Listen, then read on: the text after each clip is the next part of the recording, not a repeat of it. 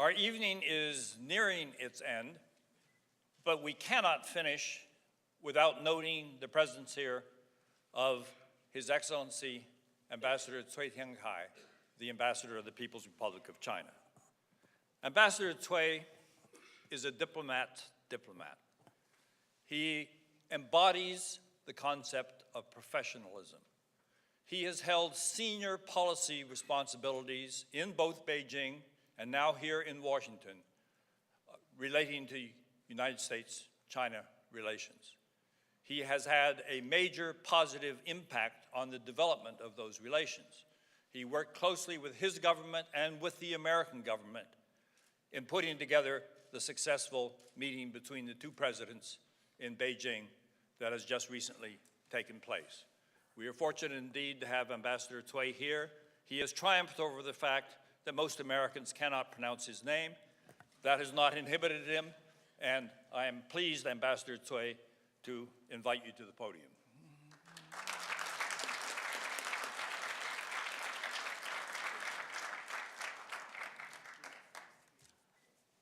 Well, thank you, Ambassador Roy, for your very kind introduction. I wish I could be as good a diplomat as you are, or as Ambassador Sasser and Ambassador Freeman are. But thank you very much for giving me the opportunity to address this distinguished group. And let me also thank President Wang Ji for inviting me here tonight.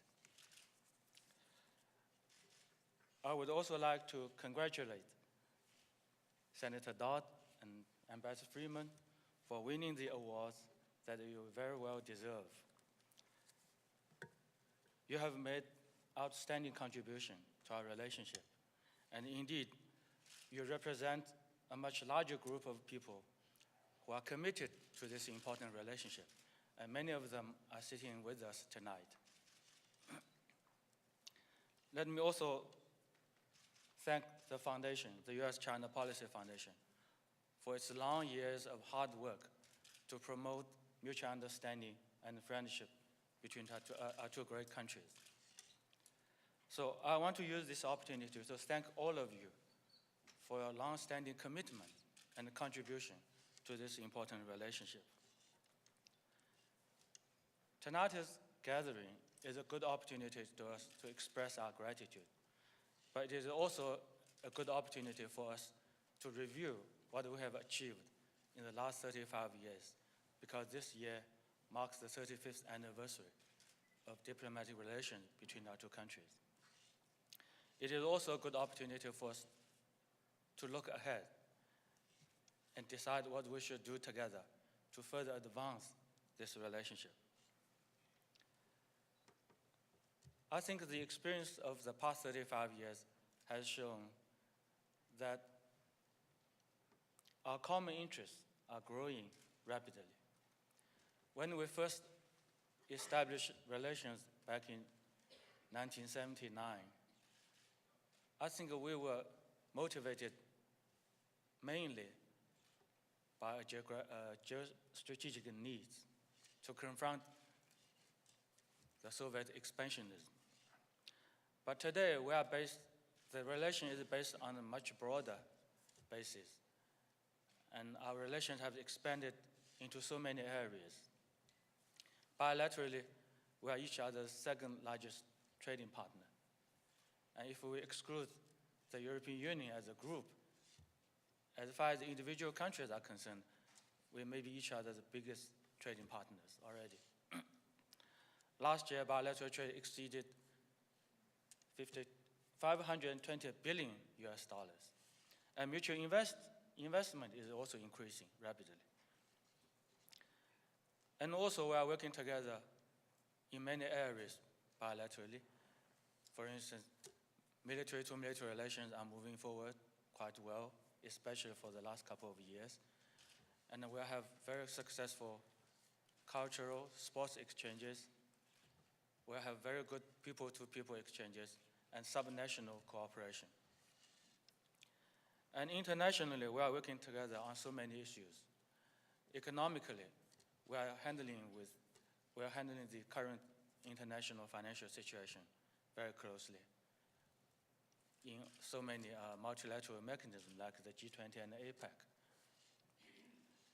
We are also dealing with issues like counterterrorism, climate change, non-proliferation, control and prevention of disease, alleviation of poverty, and on all the regional hotspots issues like the Iranian nuclear issue and the Korean Peninsula. So there's a much broader basis for our relationship, which goes much beyond just bilateral relations.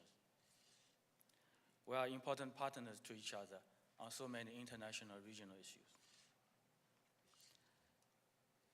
And the experience of the past 35 years also shows that the support for this relationship is much broader in both countries.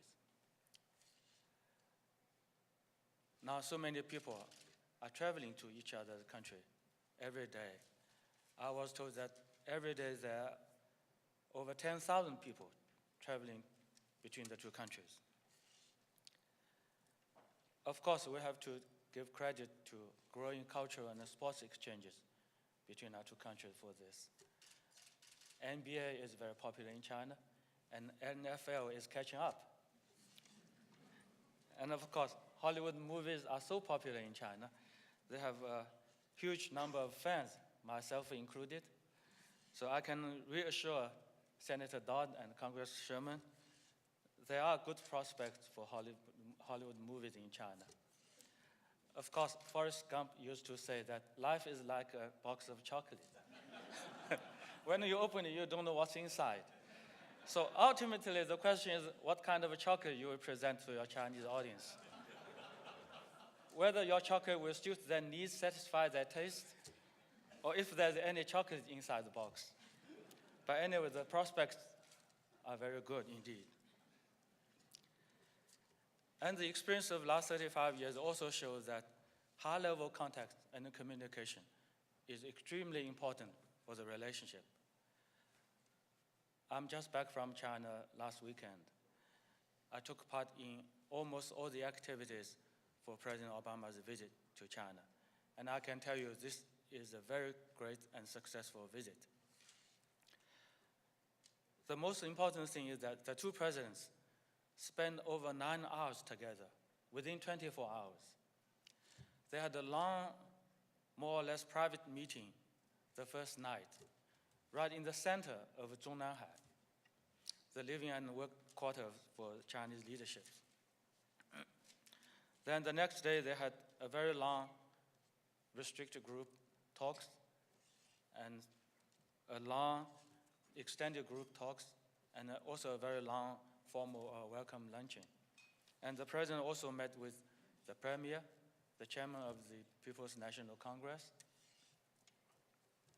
Actually, he had the occasion to see all the 7 members of the Standing Committee of the Politburo. This is very rare. I don't think even President Putin enjoyed that privilege. This is off the record, of course.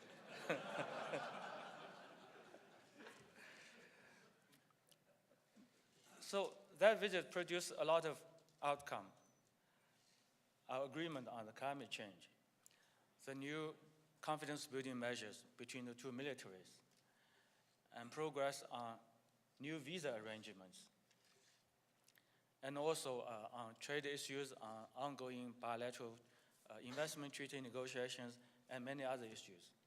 But what is even more important is a personal mutual understanding and confidence between the two presidents.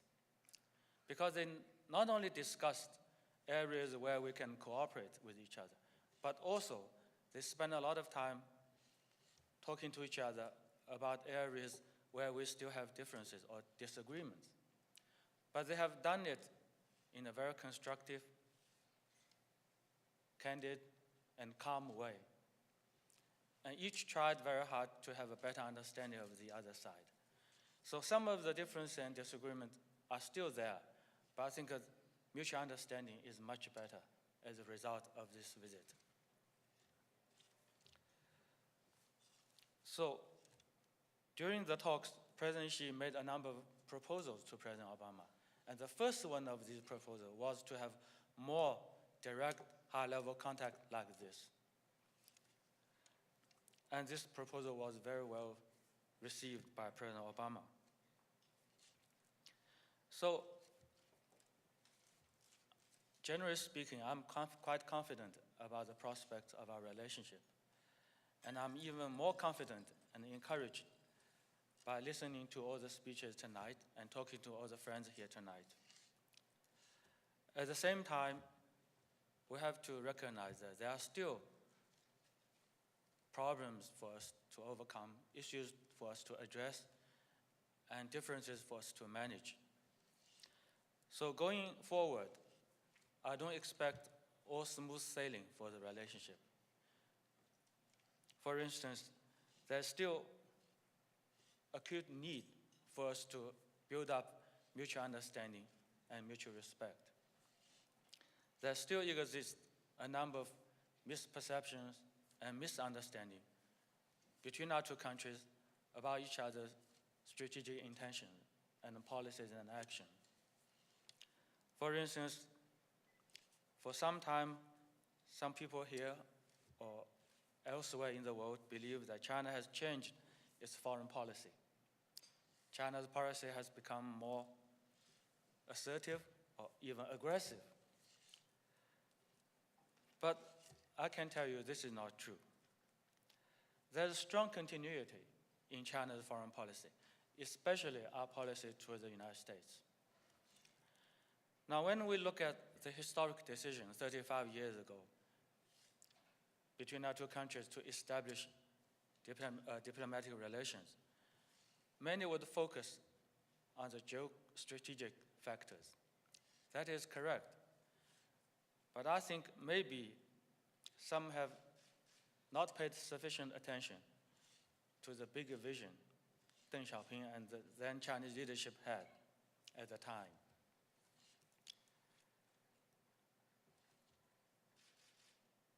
Our two countries established diplomatic relations right after the historic decision in China to shift the focus of the nation to economic development.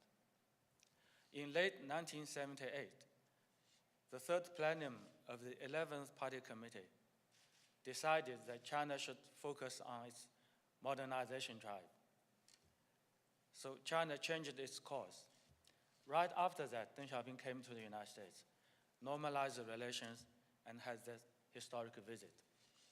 So I think it's all part of his vision, where China should be going. And based on that vision, he took the brave step, together with President Carter, to normalize relations between our two countries. So this is still the vision by the Chinese leadership. There's a strong continuity from Deng Xiaoping to Jiang Zemin, to Hu Jintao, and now to Xi Jinping. Because for China, the top priority is still domestic. If we look at what China has done since the 18th Party Congress in late 2012, when Xi Jinping became General Secretary and later became President, basically we have done four things. First, we adopted a package of comprehensive reform to restructure the Chinese economy, to give the market the decisive role. Number two, there's ongoing anti-corruption. Number three, the so-called new normal of the Chinese economy, which actually means slower but more balanced and sustainable economic growth. And number four, most recently, the fourth party plenum decided to strengthen our efforts on the rule of law. So all of these domestic priorities would call for a foreign policy that will promote regional and international stability and prosperity, because that is what China would need. None of them would dictate an aggressive or even confrontational foreign policy. So if we really believe that foreign policy is an extension of domestic policy, then we have to look at the domestic priorities for China. Another misunderstanding or misperception is this so-called new model of great or major country relationship. Some people may believe that this is an attempt by China to tie the hands of the United States, so you will not be able to interfere in our domestic affairs or interfere with our core interests or major concerns. This is not true either. We are proposing this new model of relationship on the basis of recognition of the new realities in the world. Because in today's world, we are all closely interconnected. For instance, a stronger growth of the US economy would be great news for China, and a stronger and more sustainable economic development in China would certainly be great news for the United States. And that would go a long way to maintain or achieve a balance in our bilateral trade. And also, we are working together on so many international and global challenges. Neither country can succeed if it is done all by itself. If we work together, there's a much better chance to have a win-win outcome. And we also are fully aware of the need to avoid the old pattern between the major powers, the kind of zero-sum game between the so-called rising power and the established power. We believe that the only alternative for us, the only choice for us to make is to have win-win cooperation. We are either win-win or lose-lose. There's no third option. But certainly we have to make the right choice. That's why we have proposed this new model of relationship. And when we talk about mutual respect, we mean respect should be a two-way process. Of course, we would expect the United States to respect China's core interests and major concerns, and we would do the same to the United States. It's not the one-way request to the United States. So I hope these misperceptions and misunderstandings would be cleared up. Of course, we have to give more substance to this great concept. If this great concept just remains as a concept, I don't think it will last very long. But fortunately, we are giving it more substance. We are making progress on so many fronts: security cooperation, trade relations, mutual investment, environmental protection, and international regional issues. So I'm sure our people will see more and more tangible results within this framework of great model of major country relationship, and there will be even wider and stronger support to it. Another misperception or misunderstanding is about our interaction in the Asia-Pacific. It's really amazing. About more than a decade ago, when I was Director General for Policy Planning, and my good friend Richard Haas was doing policy planning in the State Department, we started our policy dialogue between the Foreign Ministry and the State Department. The first round of the dialogue, we focused on this issue, whether China is driving the US or is trying to drive the US out of the Asia-Pacific. I think I elaborated our policy thoroughly and clearly, but unfortunately, this is still somehow an issue between us. But if we look at the Asia-Pacific region, I think our two countries can take a lot of credit for what we have achieved in the region in the last 3 or 4 decades. The region is more stable than before, is more prosperous than before, and internationally, people recognize this region as the economically the most dynamic region in the world. I think our two countries can take a lot of credit from this. Because of our relationship, because of the achievement we have made, the progress we have made, the cooperation we are having, this region has a much better prospect for even better prosperity and greater stability. So during President Obama's visit, to Beijing last week, President Xi reiterated this time and again, both in his private meetings with President Obama and in the joint press conference, that the Pacific is vast enough to accommodate both China and the United States to develop. And we have no intention to quote and unquote, to drive the United States out of the region or to challenge your global status. I hope this will give sufficient reassurance to some of our American friends who still have some doubts about that. Of course, it will require a vision as wide as the Pacific Ocean in order to achieve this. But I have confidence in our two peoples.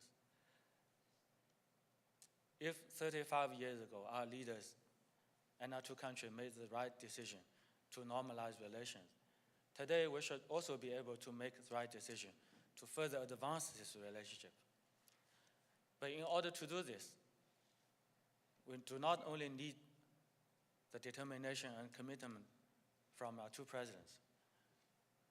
We do not only need the hard work of the two governments.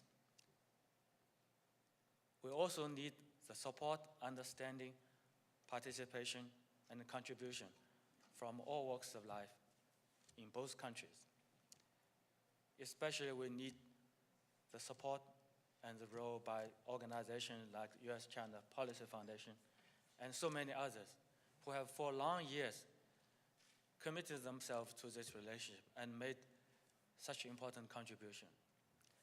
So let me, in conclusion, thank all of you who have made such contribution to this relationship, and hopefully we can count on you for the future of our relationship.